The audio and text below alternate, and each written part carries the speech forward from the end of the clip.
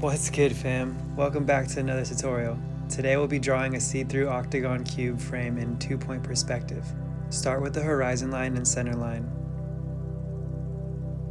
Mark 1, 2, and 5 inches down the center. Connect these points to the vanishing point to create a cube.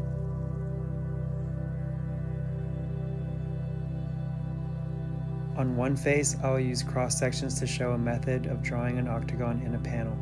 By connecting the points of intersection with straight lines, we create new, smaller cross sections. Draw lines through these new points of intersection.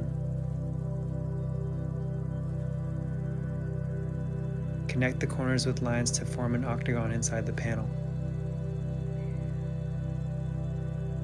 The method I like to use most often starts with dividing the front line into thirds and connecting the points to the vanishing point.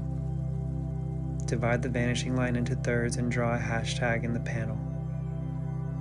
Connect the corners of the hashtag to create an octagon. Outline it. Erase the previous grid and re-outline the cube. Connect the top of the octagon to the vanishing point. Extend lines from the vanishing point through the points of intersection of the center line. This is helping create symmetry as we cut this cube into a Rubik's Cube. Connect the octagon to the vanishing point. Connect all corners of the hashtag grid to form octagons on every face. Erase any extra lines. Connect the corners of the octagons to form triangles on the edges. Place dots on the inside of each octagon. Do this for the triangles as well. Connect the points to create an octagon inside of the octagon.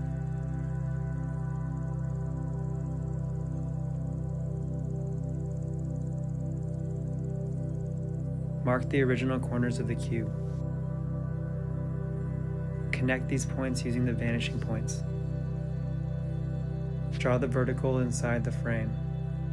Draw a triangle from the top inside the cube. Mark just inside of the triangle to draw a triangle inside. Mark the inner vanishing lines to form triangles inside.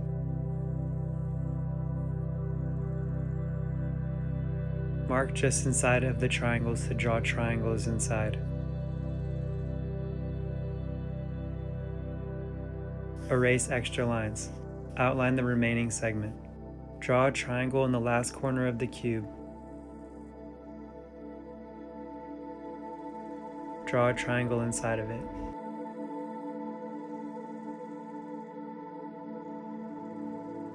Draw points just inside of each octagon in the structure.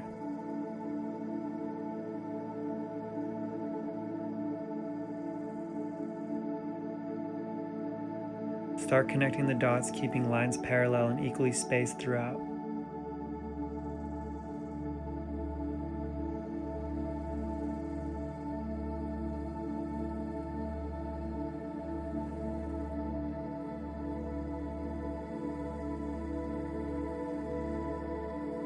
Try to get a triangle inside the outer corners.